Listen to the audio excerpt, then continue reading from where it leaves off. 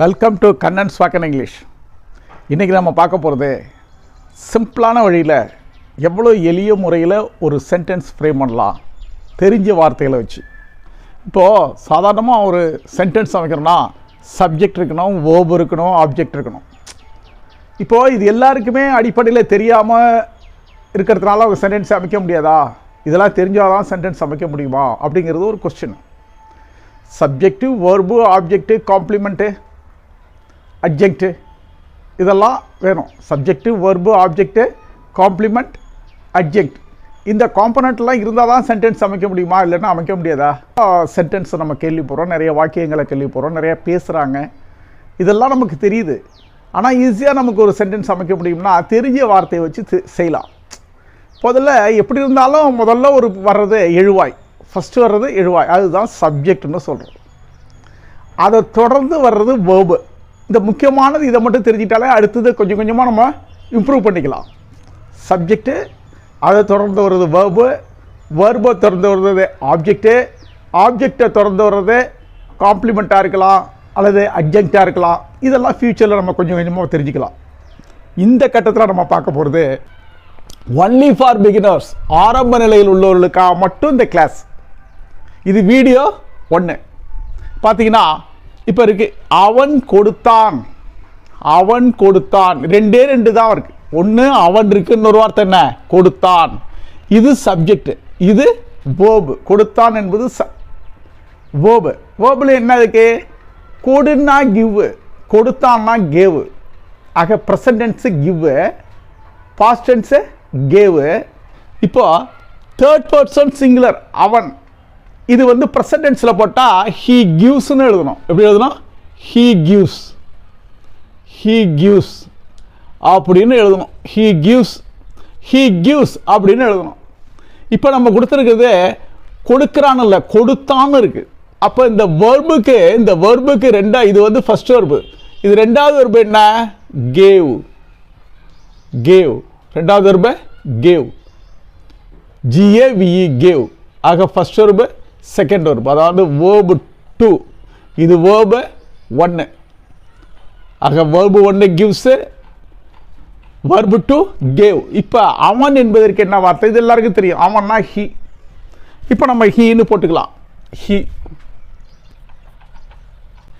Cave. Sentence முடிஞ்சிருச்சா? Right. அவன் கொடுத்தான் ஒரு சென்டென்ஸ் தான் இது. சப்ஜெக்ட் வெர்பு இருந்தாலும் இது ஒரு சென்டென்ஸ் நம்ம ஒத்துக்கலாம். ஆக அவன் கொடுத்தான். சரி, கொடுத்தானா யார்கிட்டயோ ஒருத்தர் கொடுத்துருப்பான்ல, கொடுத்தானா யார்கிட்டயோ ஒருத்தர் கொடுத்துருப்பான்ல. இது மொட்டையா நம்ம ஹீ கேவ்னு சொல்லலாமா? ஹீ கேவ்னு சொல்லலாமா? அல்லது ஹீ கேவ் கலா, இப்படி ஒரு வார்த்தை இருக்கு. ஹீ கேவ் கலா, இதுவும் இருக்கு. இது சப்ஜெக்ட் இருக்கு, வேர்ப் இருக்கு, ஆப்ஜெக்ட் இருக்கு. சப்ஜெக்ட் இருக்கு, வேர்ப் இருக்கு, ஆப்ஜெக்ட் இருக்கு. அவன் கொடுத்தான் அவளிடம். ஓகே. ஆனால் கொடுத்தாலும் இது பார்த்தீங்கன்னா இந்த சென்டென்ஸ் வந்து இன்கம்ப்ளீட்டாக இருக்குது. இந்த சென்டென்ஸு ஹீ கேவ் கலா, என்ன கொடுத்தான், ஏது கொடுத்தான், அதாவது இதில் ஒரு தெளிவு இல்லை.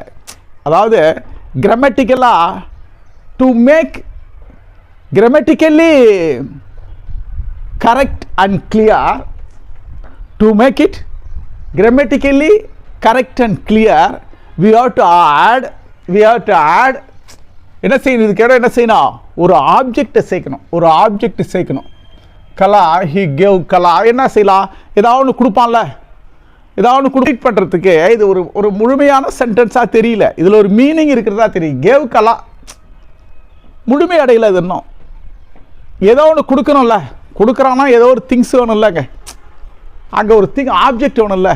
ஆப்ஜெக்ட் போட்டால் தானே நமக்கு ஒரு கிராமட்டிக்கலாக ஒரு கரெக்டான கிளியர் சென்ஸ் கிடைக்கும். ஸோ அதை கம்ப்ளீட் பண்ணுறதுக்கு நம்ம என்ன செய்யணும்? ஒரு ஆப்ஜெக்டை ஆட் பண்ணணும் இங்கே. அப்படின்னா ஏ கிஃப்ட்னு போடுவோமே, a gift, he gave Kala a gift. இப்போ மீனிங் சரியா இருக்கா? இப்போ சரியா வருதா? அவன் கலாவுக்கு ஒரு கிஃப்ட் கொடுத்தான். இப்போ சரியா வந்துருச்சு. இப்போ இந்த ஆப்ஜெக்ட் என்ன சொல்லுதுன்னா, இண்டிகேட் வாட் வாஸ் கிவன், இதெல்லாம் இருக்கு. இந்த ஆப்ஜெக்டை போட்டதுனால வாட் வாஸ் கிவன், இவன் என்ன கொடுத்தான், அவன் என்ன கொடுத்தான், வாட் வாஸ் கிவன், யாருக்கு, கலாட்ட என்ன கொடுத்தான், இதை தான் இண்டிகேட் பண்ணுது. எது, இந்த ஆப்ஜெக்ட் வந்து இண்டிகேட் பண்ணுது.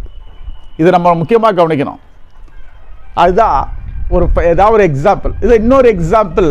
ஹி கேவ்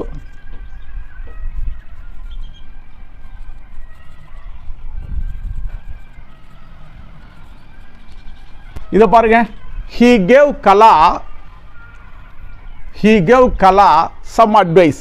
பாருங்க, இது ஒரு ஆப்ஜெக்டா, இது ஒரு ஆப்ஜெக்டா. அதனால இந்த he gave கலான்னு மொட்டையா சொல்றதை விட ஒரு ஆப்ஜெக்டில் ஆட் பண்ணனா அதுக்கு ஒரு கிராமட்டிக்கலா இந்த object indicate what was given, என்ன கொடுக்கப்பட்டது கலாவுக்கு, இவனால இவளுக்கு என்ன கொடுக்கப்பட்டது, வாட் வாஸ் கிவன்ங்கிறத கரெக்டாக சொல்லி முடிக்குது. ஒரு தெளிவான ஒரு சென்ஸை நம்ம கொடுக்குது. அதனால இந்த ஆப்ஜெக்ட் ரொம்ப முக்கியம். இந்த ஆப்ஜெக்டோட வேலை என்ன, make it grammatically correct and clear சென்ஸை கொடுக்குது. So we can add an object, it indicate what was given to her. Okay, இது மாதிரி நம்ம அதுக்கு தான் உதாரணம் சொல்கிறோம். he gave Kala a gift. இன்னொரு உதாரணம் என்ன, he gave Kala some advice. ஆக a gift ஒரு ஆப்ஜெக்ட், some advice ஒரு ஆப்ஜெக்ட். இந்த ரெண்டு ஆப்ஜெக்ட் என்ன பண்ணுது, அதுக்கு ஒரு இந்த சென்டென்ஸுக்கு ஒரு கிராமட்டிக்கலாக கரெக்ட் அண்ட் கிளியர் சென்ஸை கொடுக்குது, ஒரு மீனிங்கை கொடுக்குது. ஸோ இது மாதிரி நம்ம ட்ரை பண்ணணும். இப்போ இருக்கு சாதாரணமாக எழுதுகிறோம், he gave அவன் கொடுத்தான், இது ஒரு சென்டென்ஸ் தான். இருந்தாலும் அது இப்படி மொட்டையாக எழுதுறதோட he gave கலாட்ட கொடுத்தான்னா ஏதோ ஒன்று கொடுத்துருப்பான்ல. நிச்சயமாக அது வந்து அது என்னவா இருக்குன்னு கேட்டிங்கன்னா அது வந்து ஒரு இம்ப்ளிசிட்டாக இருக்குது, அது ஒரு இம்ப்ளிசிட்டாக இருக்குது, மறைஞ்சி இருக்குது. இந்த இடத்துல என்ன இருக்குது, மறைஞ்சி இருக்கு. இந்த சென்டென்ஸ் பாருங்க, அவன் கலாவிடம் கொடுத்தான், அவன் கலாவிடம் கொடுத்தான், கலாவிடம், கலாவுக்கு, கலாவிடம். இந்த மாதிரி போனாலே டூங்கிற வார்த்தை வரும். என்ன வரும், டூ அப்படிங்கிற வார்த்தை வரும். டூ, கலாவுக்கு, கலாவிடம், இந்த மாதிரி வந்தாலே இதுக்கு என்ன வேணும், டூன்னு வரும். இந்த இடத்துக்கு இடம் அல்லது இக்கு, கலாவுக்கு, இது மாதிரி வந்தாலும் சரி, இது மாதிரி வந்தாலும் சரி, அதுக்கு என்ன வரும், டூங்கிற ஒரு ப்ரிப்போசிஷன் வரும், டூங்கிற ஒரு ப்ரிப்போசிஷன் வரும். ஆக இது ஒரு இணைப்பு, இது இணைப்பு வார்த்தை. இப்போ பாருங்க, அவன், ஹீ எழுதலாமா, ஹீ, புரியுதுங்களா உங்களுக்கு, ஹீ கேவ், என்ன சொன்னா, கொடுத்தா, ஹீ கேவ்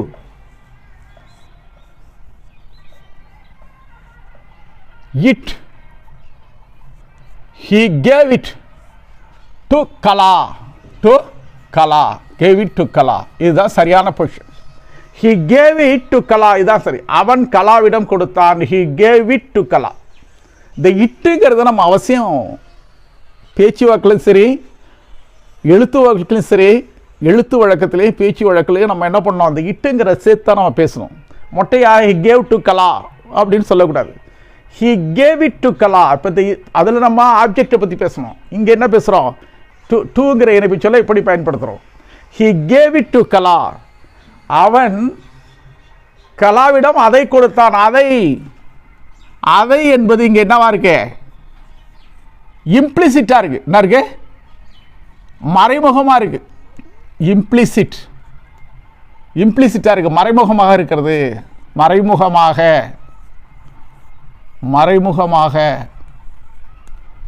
இது வந்து மறைமுகமாக இருக்கு. அதைங்கிறது மறைமுகம். It, he gave it to Kala. அவன் கலாவிடம் கொடுத்தான். he gave it to Kala. எழுதும் பொழுது சொல்லும் பொழுது நம்ம பயன்படுத்தணும். gave to Kalaங்கிறதோட he gave it to Kala. அவன் கலாவிடம் அதை கொடுத்தான். இது சரியான ஒரு மீனிங்ஃபுல் சென்டென்ஸ். இது மாதிரி ட்ரை பண்ணணும். அடுத்தது, அவன் கலாவுக்காக கொடுத்தான். அங்கே டூங்கிற ஒரு ப்ரிப்போசிஷன் வந்தது. இங்கே என்ன வருதுன்னா, கலாவுக்காக அவனுக்காக, அவளுக்காக, எனக்காக அப்படிங்கிற வார்த்தை என்னன்னா ஃபார்னு ஒரு வார்த்தை வரும். என்ன வரும்?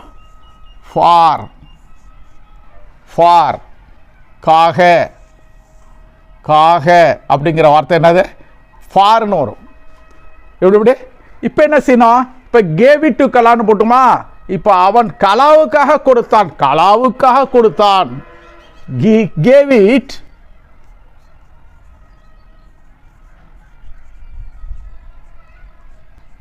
he gave it for Kala.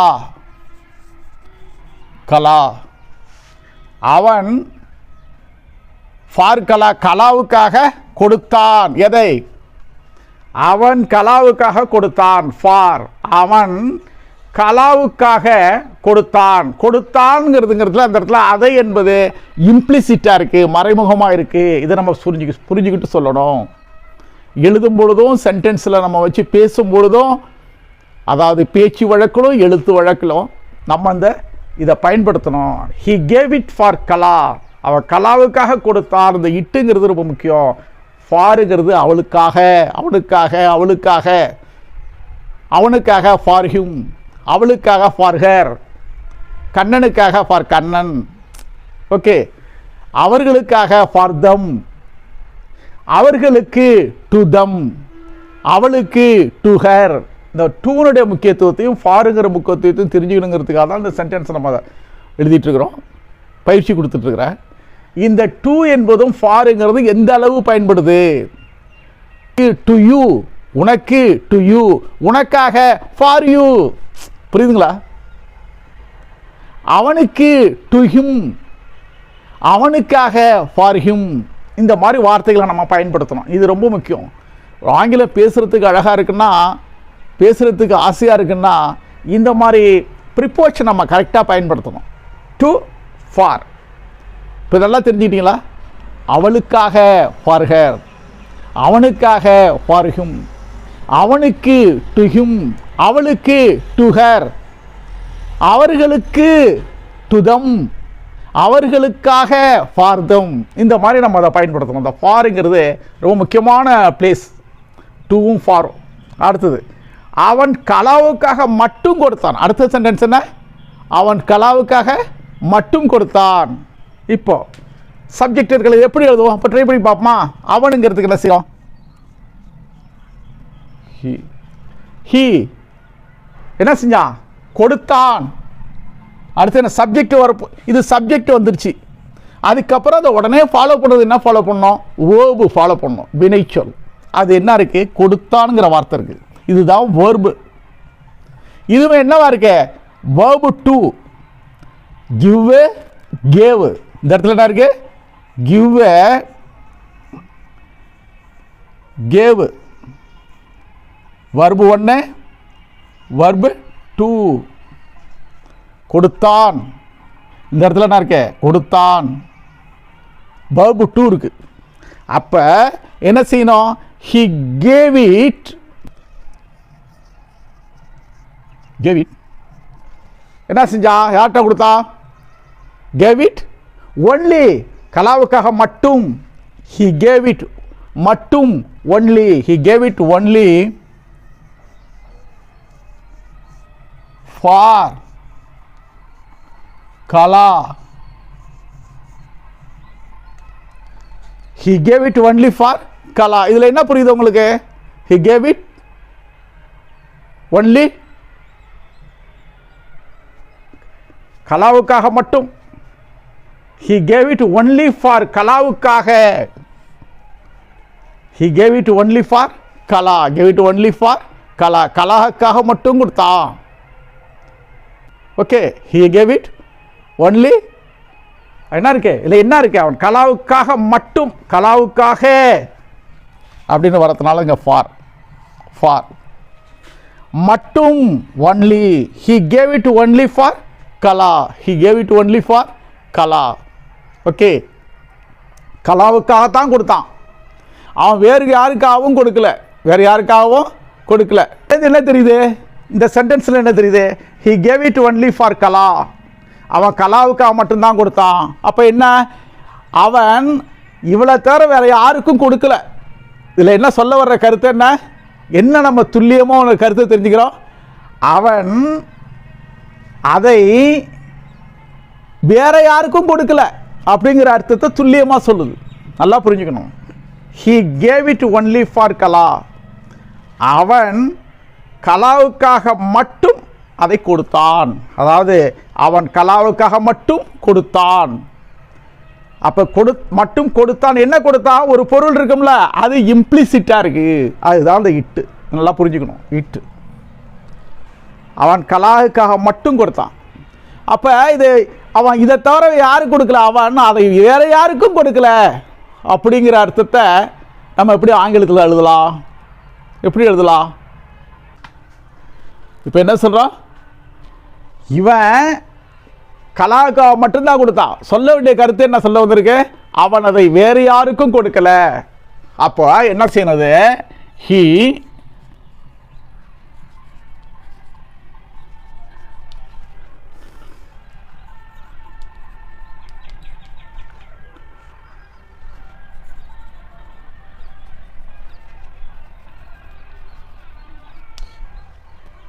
he did not give it for anyone else. he did not give it for anyone. யாருக்காகவும் கொடுக்கல. அவன் அதை வேறு யாருக்காகவும் கொடுக்கவில்லை. அவன் அதை வேறு யாருக்காகவும் கொடுக்கவில்லை. did not give கொடுக்கவில்லை. did not give கொடுக்கவில்லை. கொடுக்கவில்லை.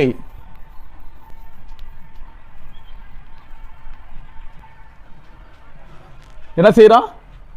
அதை அவன்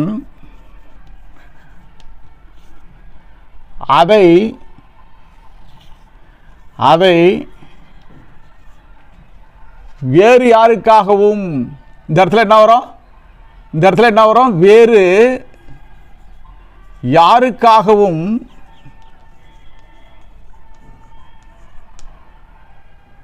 இந்த இடத்துல என்ன? அவன் அதை வேறு யாருக்காகவும் கொடுக்கவில்லை. அவன் அதை வேறு யாருக்காக did not give it for anyone else. for anyone else யாருக்காகவும் கொடுக்கவில்லை. அவன் அதை வேறு யாருக்காகவும் கொடுக்கவில்லை. did not give கொடுக்கவில்லை. கொடுக்கவில்லை. did not give கொடுக்கவில்லை. அவன் அதை வேறு யாருக்காகவும் கொடுக்கவில்லை. இதோட மீனிங் என்ன? அவன் கலாவுக்காக மட்டும் கொடுத்தான். he gave it only for Kala, for அவளுக்காக. இதை புரிஞ்சுக்கணும். அடுத்தது, இது என்ன கருத்து சொல்ல வருது? இதில் என்ன கருத்து சொல்ல வருது? துல்லியமாக சொல்றது என்ன? அவன் அதை வேறு யாருக்காகவும் கொடுக்கவில்லை. வேறு யாருக்காகவும் கொடுக்கவில்லை. அவன் அதை வேறு யாருக்காகவும் கொடுக்கவில்லை. அதை எப்படி ஆங்கிலத்தில் சொல்றது? அவன் கொடுக்கவில்லை. he did not give. அவன் கொடுக்கவில்லை. he did not give. எதை? அதை for anyone else வேற யாருக்காகவும், வேறு யாருக்காகவும். அவன் அதை வேறு யாருக்காகவும் கொடுக்கவில்லை. அதுதான் he didn't give it for anyone else. யாருக்காகவும் கொடுக்கவில்லை. இதே மாதிரி நம்ம புரிஞ்சுக்கிட்டு சென்டென்சஸ் எழுதிட்டு இருந்தா நமக்கு ஒரு நல்ல பயிற்சி. நம்ம எழுதி பார்க்கறது ஒரு பயிற்சி, அப்புறம் எழுதி பார்த்துட்டு பேசுறது ஒரு பயிற்சி. இதெல்லாம் இந்த முயற்சி தொடர்ந்து, இந்த பயிற்சியும் முயற்சியும் தொடர்ந்து இருந்தால் நிச்சயமாக நம்மளால் மிக தெளிவாக ஆங்கிலம் பேசலாம். கேட்குறவங்க புரிஞ்சுக்கிற அளவு பேசலாம். புரிஞ்சுக்கிட்டவங்க திரும்பி நல்லா பதில் சொல்கிற அளவுக்கு பேசலாம். இது மாதிரி இம்மிடியட் ரெஸ்பான்ஸ் ரிசீவர்கிட்டருந்து உங்களுக்கு வேணும்னா, இம்மிடியட் ரெஸ்பான்ஸ் ரிசீவர்கிட்டருந்து உங்களுக்கு வேணும்னா நீங்கள் தெளிவாக பேசணும். நாம் தெளிவாக பேசினா தானே அவங்களுக்கு சரியாக புரியும். சரியாக அவங்க புரிஞ்சுக்கிட்டா தானே அவங்க தெளிவாக நமக்கு பதில் கொடுப்பாங்க. அவங்க தெளிவாக பதில் கொடுத்தாங்கன்னா இங்கே செயல் தெளிவாக இருக்கும். ஒன்றுமே புரியலன்னா ஒன்று கிடக்க ஒன்று செஞ்சுக்கிட்டு தான் என்ன செய்வாங்க? அந்த இடத்துல எல்லாம் வேஸ்ட்டு. செயல்பட்ட செயல்கள் அத்தனையும் வேஸ்ட் ஆகிடும், நகைப்புக்குரியதாயிடும். ஸோ சென்டென்ஸ் அமைக்கும் பொழுது சப்ஜெக்ட் வர்பம் முதல்ல தெரிஞ்சுக்குங்க, அப்புறம் ஆப்ஜெக்ட் தானாக வரும். இதுதான் லாங்குவேஜ் ட்ரெயினராக இருக்கிற நான் சொல்கிற எல்லாருக்கும் சொல்கிற ஒரு பெரிய ஒரு அட்வைஸ் என்னன்னா, ஃபஸ்ட் சப்ஜெக்ட் கண்டுபிடிங்க, வர்பு எடுத்துங்க. சப்ஜெக்ட் வர்பு எடுத்துங்க, அடுத்தது தானே வரும். அவன் கொடுத்தான் அவனுக்கு. he gave him. he gave her. என்ன கொடுத்தா? ஒரு பொருளை கொடுத்தா அல்லது ஒரு புத்தகத்தை கொடுத்தா. he gave him a book. he gave him a book. she sent her a letter. he sent her a letter. a sent her. he sent her a letter. எழுதலாம்ல, he sent her. he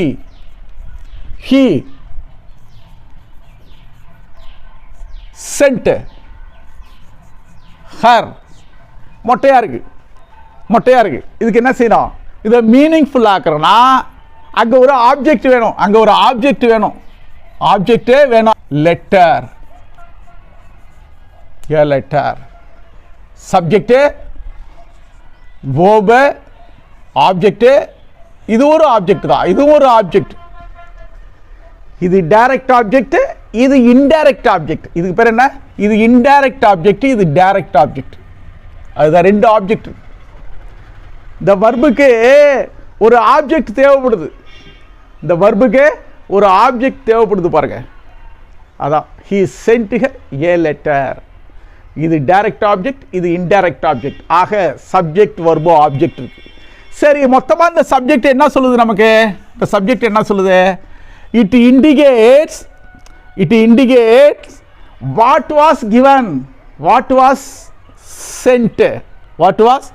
sent. என்ன அனுப்பப்பட்டது அப்படிங்கிறத தெளிவா இது indicate பண்ணுது. புரியுதுங்களா உங்களுக்கு? தெளிவா என்ன செய்யுது? இந்த object indicate what was sent, என்ன அனுப்பப்பட்டது. Okay, next. இது மாதிரி நிறைய சென்டென்ஸ் அமைக்கலாம். he him made him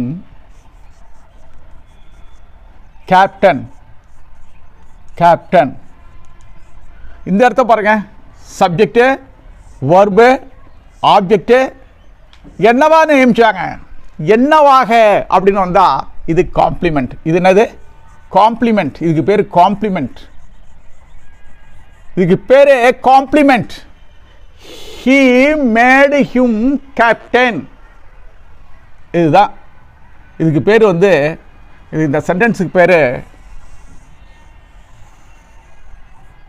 இது வந்து subject, he subject, made verb, him object. இது என்ன? Complement. SCOC sentence. Subject, verb, object. என்னவாக ஸ்டேட்டிவ் பொசிஷன். என்ன இருக்கு? என்னவாக அவருடைய ஸ்டேட்டை சொல்றது, என் நிலையை சொல்றது. இந்த ஆப்ஜெக்டோட நிலை அது என்னவா இருக்கு? என்னவாக நியமிக்கப்பட்டான், அவனுடைய ஸ்டேட் என்ன அப்படிங்கிறது சொல்றதுனால இது வந்து complement. he made him captain. அவன் என்னவா ஆக்கணும்? அவனை இவன் செய்கிற வேலையை கம்ப்ளீட் பண்றது என்னவாக? கேப்டனாக. ஆக செய்கிற வேலையை என்ன செஞ்சாங்கிறத கம்ப்ளீட் பண்ணி முடிக்கிறதுனால இப்போ ஒரு complement. Okay, this is complement. he made him captain, complement. இந்த மாதிரி நம்ம சென்டென்ஸை எழுதிக்கிட்டே போகலாம். முதல்ல ஆப்ஜெக்ட் இருந்தது, இப்போ என்ன பண்ணோம்? காம்ப்ளிமெண்ட் கொண்டு வந்தோம். இது மாதிரி நிறைய நம்ம எழுதிட்டே போயிடலாம். இது வந்து வீடியோ 1ல் நம்ம அதை பார்த்துருக்கோம். வீடியோ 2ல் இன்னும் இதை டெவலப் பண்ணி கொண்டு போவோம். இன்னும் நிறையா பார்க்கலாம். ஆக கவனமாக பாருங்கள். இதை ஸ்கிப் பண்ணாமல் முழுமையாக பாருங்கள். பிடிச்சிருந்தால் சப்ஸ்கிரைப் பண்ணுங்கள், ஷேர் பண்ணுங்கள். Thank you for your kind attention for this video 1 class. என்னென்ன பார்த்தோம்? Only for beginners. இது ஆரம்ப நிலையில் உள்ளவர்களுக்கு மட்டும் தொடர்ந்து பார்த்தோம். தொடர்ந்து பார்த்துட்டே இருப்போம். நீங்கள் தொடர்ந்து ஆதரவு கொடுத்துட்டே இருங்க. சப்ஸ்கிரைப் பண்ணுங்கள். பண்ணால் தான் நான் உடனே போடுற அந்தந்த வீடியோ உங்களுக்கு இம்மிடியேட்டாக உங்களுக்கு வந்து சேரும். அதனால் தொடர்ந்து கவனமாக பாருங்கள். பயிற்சி எடுத்துங்க, எழுதி பாருங்கள். Thank you for your kind attention to this class. Thank you so much.